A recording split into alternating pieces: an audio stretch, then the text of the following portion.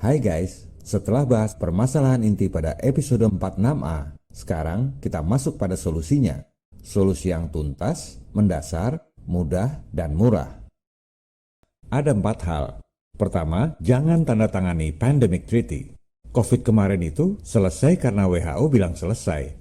Mereka mundur selangkah untuk maju 10 langkah. Mereka pelajari penanganan COVID di tiap negara beda-beda. Mereka nggak mau itu. Maka mereka bikin Pandemic Treaty, di mana nantinya kalau mereka tentukan pandemi lagi, semua negara di dunia menyerahkan kedaulatan kesehatan penanganan pandemi pada mereka. Apa solusinya? Jangan tanda tangani, jangan ratifikasi. Kita bukan negara kacung, nurut pada penjajah asing. Lihat dong, dunia sedang tidak baik-baik saja.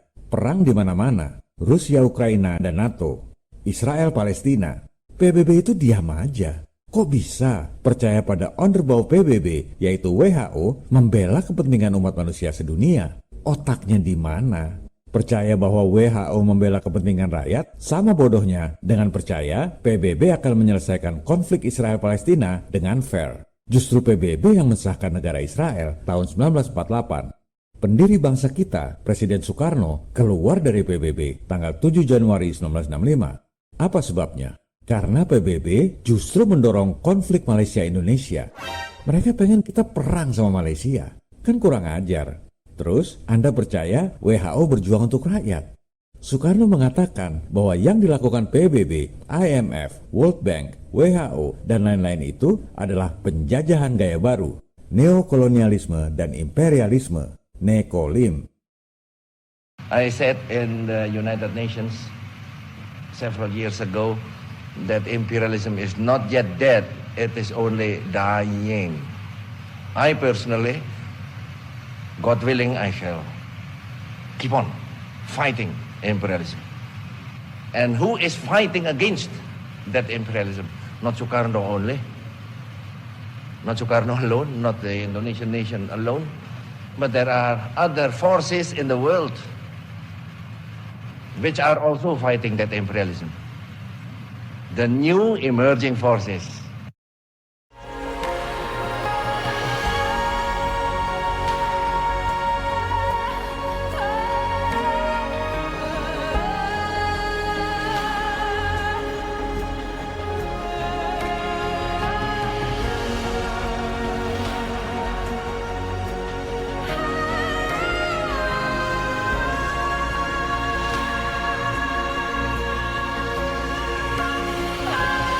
Dan Soekarno mengatakan tidak ada kompromi dengan nekolim. WHO gaji pejabat-pejabatnya aja kita yang bayar 476 miliar per tahun. Kok enak aja, udah gajinya kita yang bayar, kita disuruh serahkan kedaulatan. Padahal mereka yang gagal waktu ngurus COVID. Sebodoh apa sih kita? Yang pintar Amerika, keluar dari WHO, nggak mau bayarin gaji para pegawai WHO lagi, dan nggak mau tanda tangan Pandemic Treaty. Dengan hilangnya pendapatan sangat besar dari Amerika, WHO makin kalap cari duit. Maka Pandemic Treaty dipercepat dan pandemi baru sudah pasti akan segera dibuat yang merupakan senjata untuk ngeruk duit rakyat sedunia. Kesimpulannya, jangan tanda tangani Pandemic Treaty. Solusi kedua, investigasi virusnya. Apakah betul penyebab penyakit menular? Tiap kali ada berita tentang virus atau varian baru, langsung tanya, mana jurnal ilmiah pembuktian penyebab penyakitnya? Dan pembuktian ilmiah itu harus bisa diulang oleh para ahli kesehatan kita. Itu baru namanya sains. Media di Indonesia ini kebanyakan otaknya cuma sebatas nyalin berita. Mending balik jadi anak SD aja, pelajaran menyalin. Modus virus tanpa pembuktian ilmiah penyebab penyakit sudah dilakukan sejak 40 tahun lalu, yaitu HIV/AIDS. Bedanya, AIDS penyakitnya memang nyata, bener ada. Penyebab penyakitnya yang bohong. Kita buktikan ya. Virus HIV ditemukan oleh Profesor Luc Montagnier, orang Prancis dari Institut Pasteur, bulan Mei 1983. Dia nggak pernah bilang bahwa HIV adalah penyebab AIDS. Waktu itu nggak dianggap penting, sehingga dunia nggak tahu. Hampir setahun kemudian, April 1984, tiba-tiba dokter pansos yaitu Dr. Gallo di Amerika mengklaim bahwa ia sudah menemukan penyebab penyakit AIDS, yaitu virus HIV. Padahal yang nemu virusnya orang lain, dan dia bahkan nggak pernah membuktikan secara ilmiah bahwa HIV adalah penyebab AIDS. Tahun 1984 itu, bahkan WHO nggak ikut-ikut. Cukup satu orang dokter pansos, dokter gila anggaran, mengklaim tanpa pembuktian ilmiah Seluruh dunia percaya. Well, kecuali orang-orang jenius yang nggak takut kehilangan izin praktek seperti Dr. Kary Mullis. Dia benci sekali dengan dokter penipu umat sedunia. That the French had actually found the virus sometime before, and Gallo announced it as though he had found it. Turns out he'd stolen it from Luc Montagnier at the Pasteur Institute, and that's now been straightened out, and Gallo doesn't get any money for it anymore, although he got a lot of money for it at first. You know, so we've already figured out, our own government has told us Gallo is a crook. He is a thief and a crook, a liar.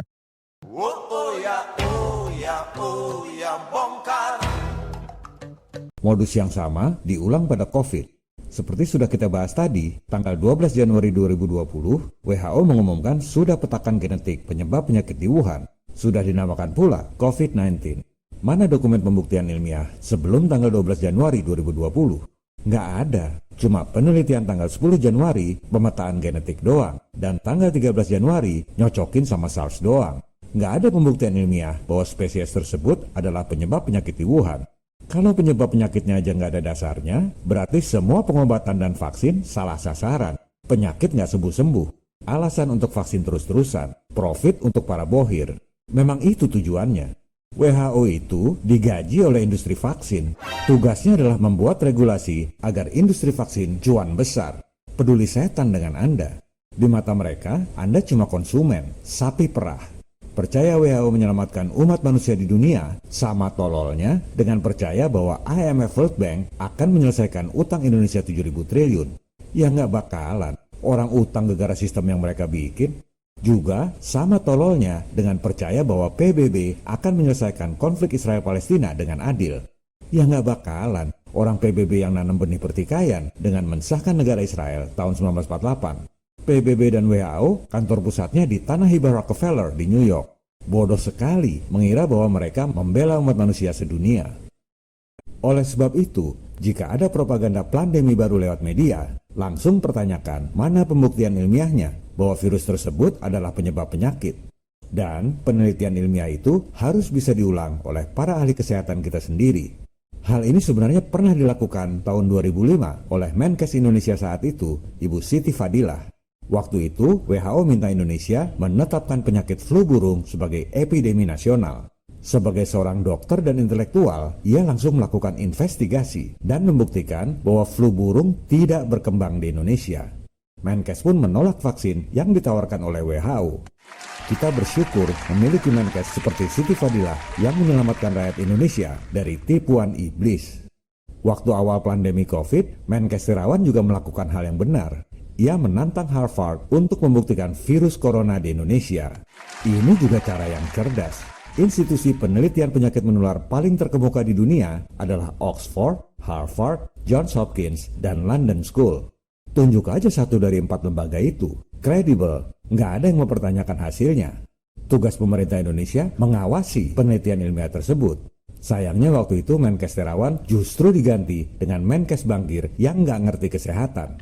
Oleh sebab itu, nanti jika ada pandemi baru, pemerintah seharusnya tunjuk aja satu dari 4 institusi kredibel itu untuk melakukan pembuktian ilmiah bahwa virus tersebut adalah penyebab penyakit menular di Indonesia, bukan di tempat lain. Jangan sekali-sekali percaya pada pandemi jika tidak lakukan pembuktian ilmiah sebagai penyebab penyakit di Indonesia.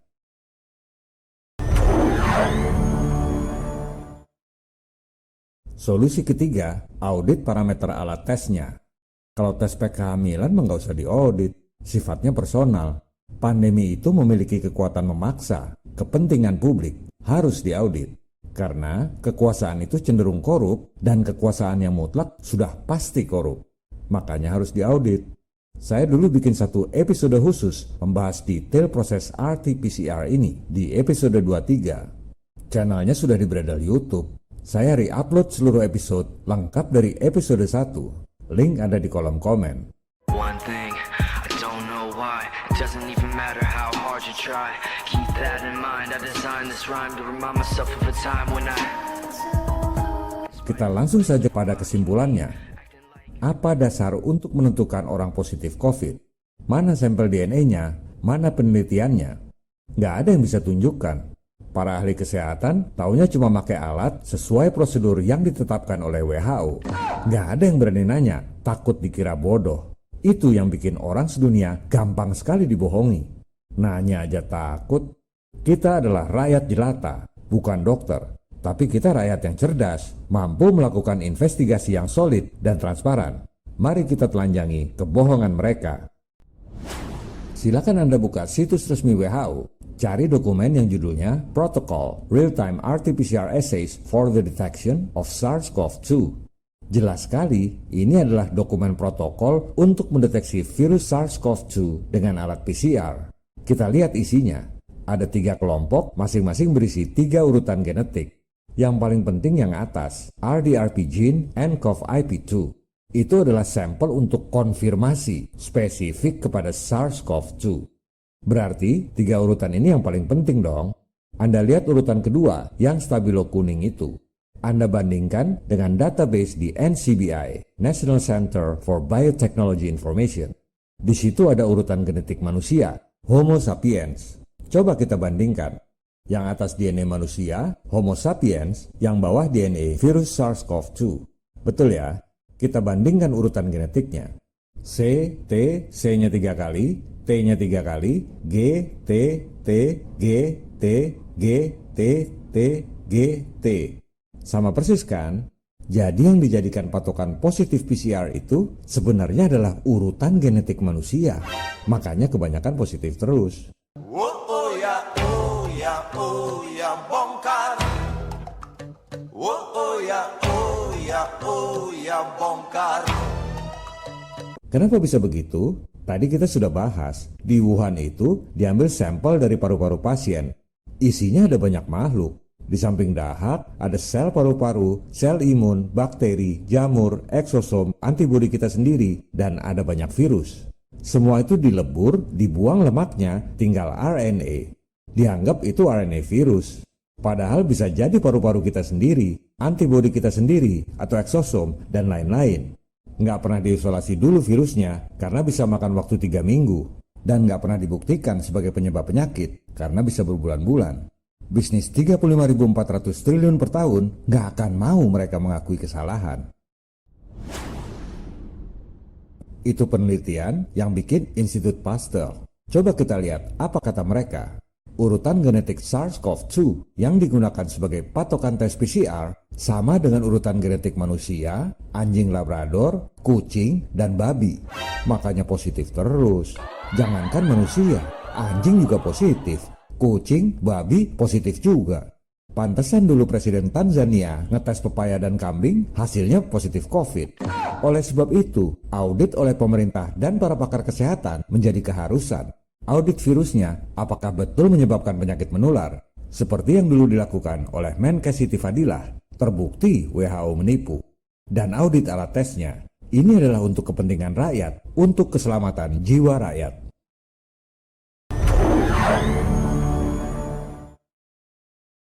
Ketika COVID baru merebak, tanggal 22 April 2020, Parlemen Eropa membahas pernyataan Profesor Luc Montagnier, penemu HIV dan pemenang Nobel, bahwa virus corona adalah virus manipulasi yang dibuat di lab di Wuhan. Profesor Montagnier memang sudah hampir 10 tahun mengajar di Shanghai Jiao Tong University. Saintis di sana tahu bahwa lab di Wuhan mengembangkan virus corona yang merupakan modifikasi dari virus HIV yang ia temukan. Tapi yang mengembangkan bukan pemerintah China. Lab Wuhan hanya suruhan, bayaran doang. Bohirnya, mastermind virus buatan itu adalah Dr. Anthony Fauci, mafia kesehatan Amerika. Fauci mendanai riset pengembangan virus corona di Wuhan. Ini bukan teori konspirasi, tapi fakta yang disampaikan oleh Menkes Amerika, Robert F. Kennedy Jr. lewat buku bestseller The Real Anthony Fauci yang berkongsi dengan Bill Gates dan mafia farmasi global untuk menghancurkan demokrasi dan kesehatan publik. Buku setebal hampir 800 halaman berisi hasil riset yang sangat mendalam beserta bukti-bukti yang tak terbantahkan. Meski banyak diboikot oleh toko-toko buku, disensor, tetap aja buku itu menjadi bestseller nomor 1 di Amazon, New York Times, Wall Street Journal, dan USA Today. Menkes Amerika menelanjangi habis Fauci dan Bill Gates yang disebutnya sebagai kriminal yang membunuh anak-anak di Afrika lewat program vaksin dan harus diadili terkait tindak kriminal di masa pandemi COVID. Kejahatan terhadap kemanusiaan di seluruh dunia dengan menggunakan baju dokter. Itu adalah tuduhan yang sangat serius. Hebatnya, baik Fauci maupun Bill Gates, dua-duanya nggak ada yang berani bantah, apalagi menggugat Menkes Kennedy. Karena kalau mereka gugat Kennedy, makin hancur mereka ditelanjangi di pengadilan. Menkes membeberkan bahwa kejahatan Fauci dimulai sejak zaman AIDS. Sama persis dengan pembahasan kita. Memang itu kuncinya. Kalau Anda tahu apa yang sebenarnya terjadi waktu zaman AIDS, Anda akan tahu bahwa kisah virus setelah itu bohong semua. Tingkat kematian AIDS jadi tinggi gara-gara metode pengobatan AZT yang dibuat oleh Fauci. Pengobatan beracun itu justru membuat pasien terkena AIDS. Virusnya malah nggak ada apa-apanya. Hal ini sejalan dengan apa yang disampaikan oleh Dr. Kary Mullis. If you started taking any other chemotherapeutic agent for the rest of your life, it would be that agent probably that killed you. You know, when you give chemotherapy to somebody with cancer, you give them a round of it for maybe 14 days or a few days.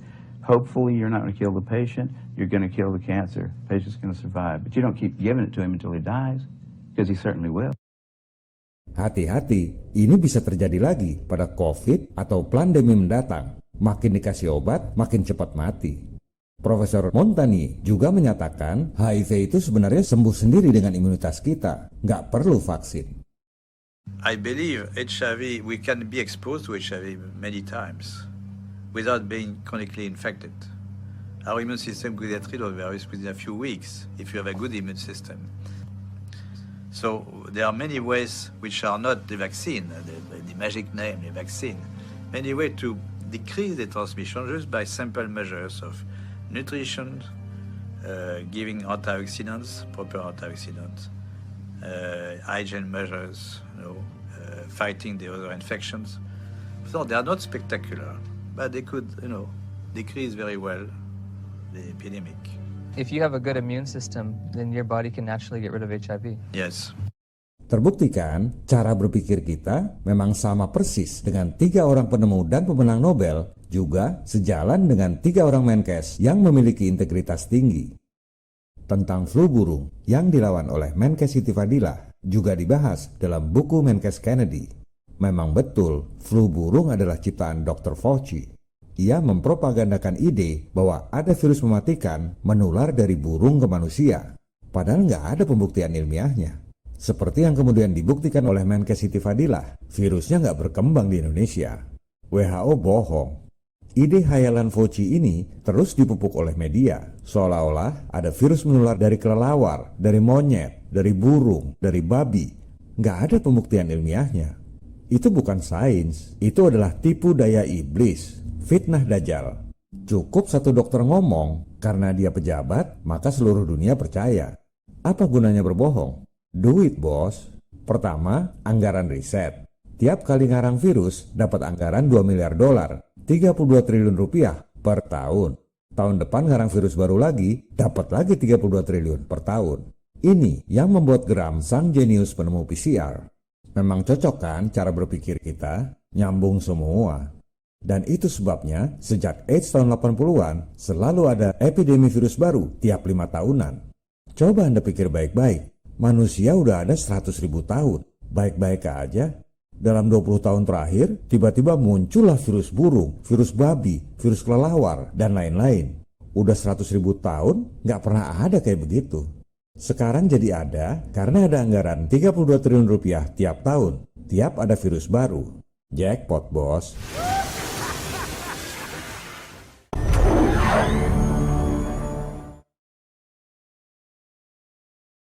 Menkes Kennedy menyoroti kongsian alias bromance antara Fauci dan Bill Gates untuk mengeruk sumber daya di Afrika. Penjajahan gaya baru. Kennedy menyebutnya sebagai corporate imperialism dan medical neocolonialism.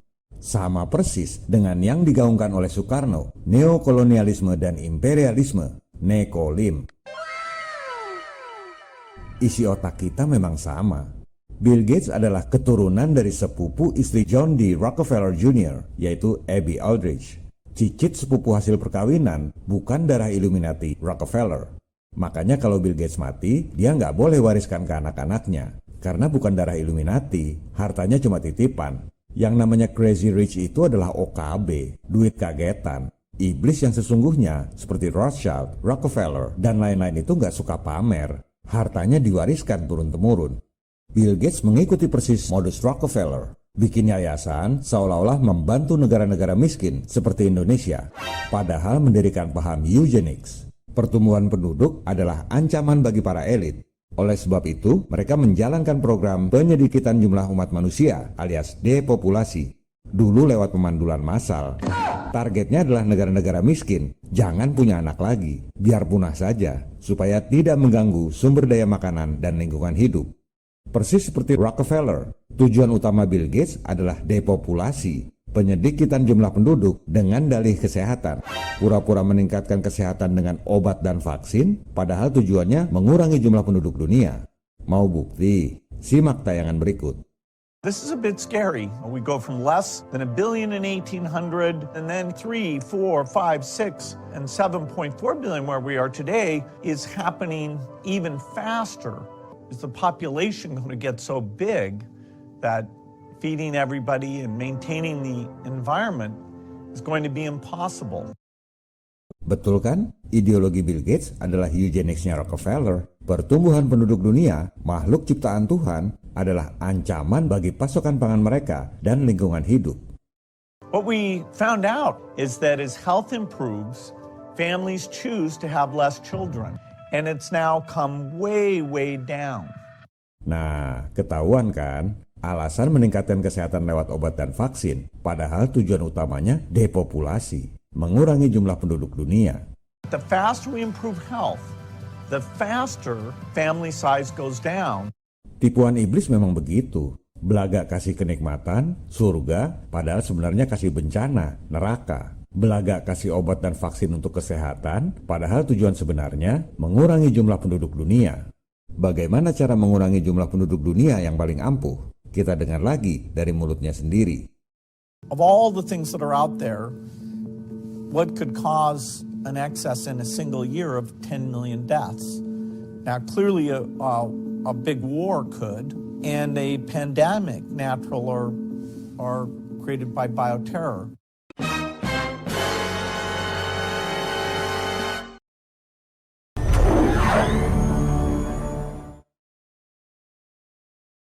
Protokol pandemi yang dituruti oleh para pakar kesehatan dan pemerintah Indonesia itu adalah khayalan Dr. Fauci tanpa pembuktian ilmiah.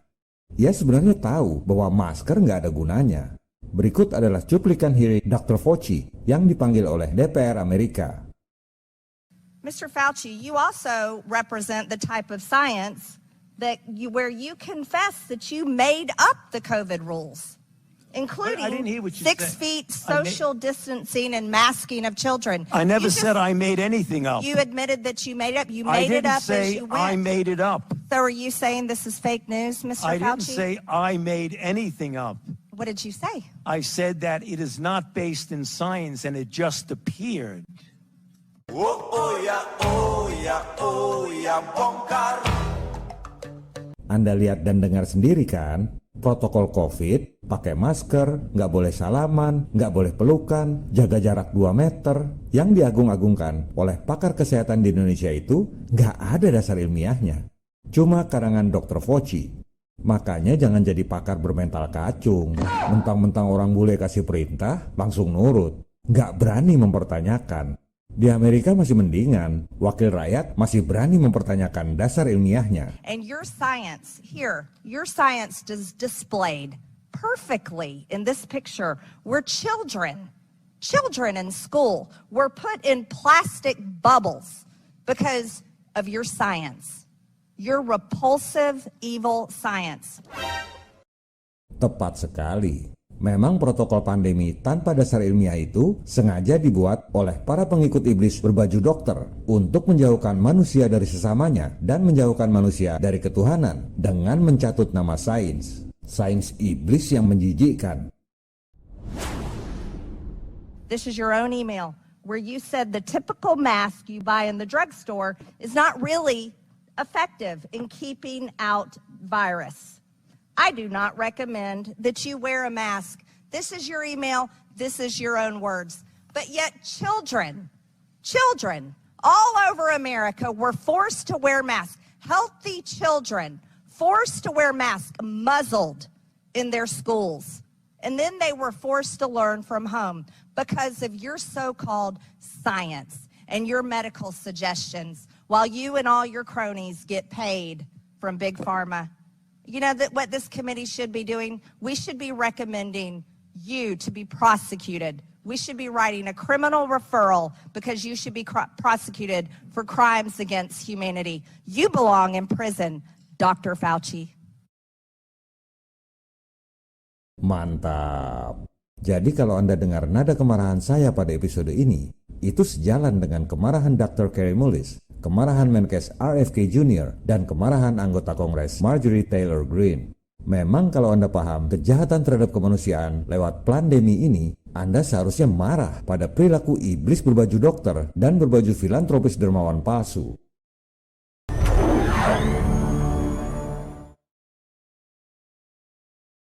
Yang mengejutkan, di bagian akhir buku Menkes Kennedy, ia memuat bocoran email berisi pertandingan virus yang dibuat oleh Dr. Fauci, di mana akhirnya virus corona keluar sebagai pemenangnya. Anda lihat tanda tangan Tony F. Itu adalah asli tanda tangan Anthony Fauci. Pengirim emailnya adalah Chief Medical Officer Satgas COVID di CDC. Bagan pertandingan virus buatan itu ditandatangani tanggal 11 Maret 2020 saat dimulainya propaganda pandemi COVID. Bocoran email ini bahkan pernah dimuat di media New York Post. Memang nyata, bukan hoax. Menkes Kennedy menulisnya sebagai 2 dekade pertandingan virus menular yang kebanyakan palsu. Kita perjelas dulu, apa maksudnya palsu? Virusnya ada apa enggak? Pasti ada, mereka pasti bikin. Kan sudah terbukti aliran dana dari organisasi Fauci ke lab-lab virologi di Wuhan dan lain-lain. Nggak mungkin mereka ngarang ada epidemi kalau virusnya nggak ada. Strategi marketing para iblis farmasi itu, supaya vaksinnya jadi pahlawan dan dibeli orang sedunia, harus dibikin dulu penjahatnya, yaitu virusnya. Every search for a hero must begin with something that every hero requires, a villain. Therefore, in a search for our hero, Bellerophon, we created a monster, Chimera. Inspirasi film Hollywood itu justru dari alam nyata, dunia intelijen dan mafia kesehatan yang nggak banyak diketahui orang. Jadi, dalam 2 dekade terakhir ini, virus-virus baru yang begitu banyak memang ada, memang dibuat. Waktu awal, sangat mungkin membunuh orang dengan virus. Korban awalnya pasti ada. Tapi, menciptakan virus yang terus-menerus eksis dan membunuh umat manusia dalam waktu lama sangat tidak mudah. Karena Tuhan menciptakan tubuh manusia memiliki imunitas dan kemampuan adaptasi. Lama-lama tubuh manusia kebal sendiri. Virusnya gagal. Dikenal dengan istilah herd immunity.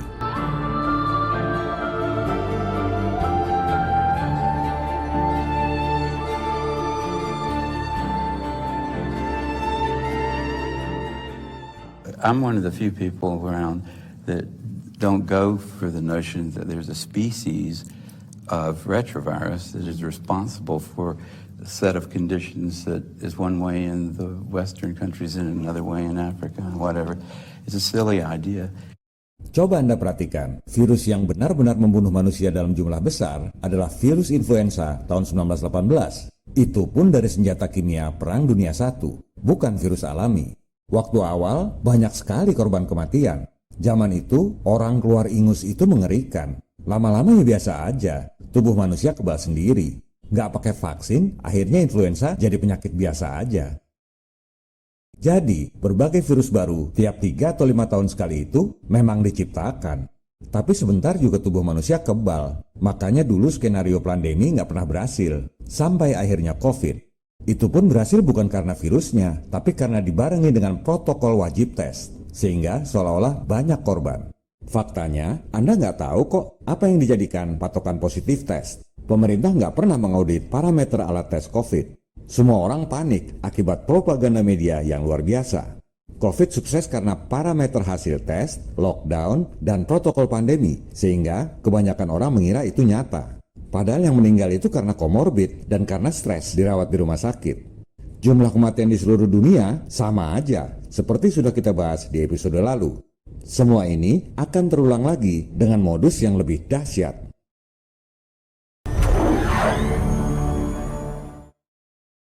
Coba kita lakukan analisa situasi. Januari 2025, Amerika keluar dari WHO karena menganggap WHO bukannya menyelesaikan pandemi, malah membuat parah dengan berbagai protokol memaksa yang nggak ada dasar ilmiahnya. WHO kehilangan pendapatan utamanya, langsung tancap gas. Mei 2025, WHO mensahkan Pandemic Treaty yang sebelumnya sudah 3 tahun deadlock. Bulan Mei itu juga, World Bank jadwalkan pendanaan persiapan pandemi di Indonesia. Di bulan yang sama, media-media corong globalis kompak beritakan maraknya kembali kasus COVID, propaganda ketakutan. Itu semua adalah grand design yang sangat tertata. Langkah berikutnya, skakmat. Diulang lagi modus yang sama. Akan ada berita sekian orang mati akibat COVID varian baru. Dan kali ini, dengan adanya pandemic treaty, WHO langsung terapkan lockdown dan protokol pandemi, padahal nggak ada pembuktian ilmiahnya. Kontrol penduduk. Menguasai negara nggak perlu lagi tentara, cukup dengan organisasi internasional dan media massa. Prediksi saya, pandemi akan segera dimulai setelah Indonesia tanda tangan Pandemic Treaty, supaya mereka bisa kuasai negara kita sepenuhnya. Oleh sebab itu, kembali pada solusi yang sudah kita bahas tadi, langkah nomor 1 adalah jangan tanda tangani Pandemic Treaty. Ini yang harus disampaikan pada pemerintah kita. Buktinya Amerika nggak mau tanda tangan. Mafia kesehatan global sudah habis ditelanjangi di Amerika.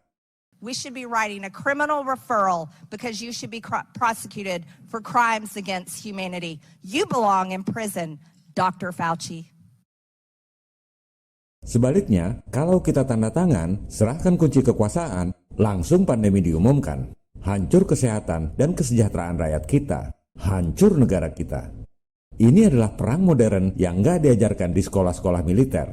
Seperti telah kita bahas tadi, dengan nggak ikut pandemic treaty, begitu pengumuman ada pandemi, audit pembuktian ilmiahnya, dan audit parameter alat tesnya. Keempat, yang juga sangat penting, stop anggaran pandemi. Itu adalah gula-gula yang membuat para tikus anggaran memperlama pandemi. Modus ini sudah dilakukan sejak AIDS 40 tahun lalu. Coba dengar apa solusinya menurut penemu PCR. The way to get rid of AIDS is to stop funding it. Just stop everything that's called AIDS research. Somebody tries to get a grant for AIDS research, we don't do it anymore. We don't have AIDS. Bongkar. Sebarkan informasi ini untuk membangkitkan kesadaran rakyat dan pemerintah sebelum terlambat. Pikirkan nasib keluarga dan orang-orang tercinta. Lindungi mereka dari tipu daya iblis. Sadarkan mereka dari fitnah Dajjal.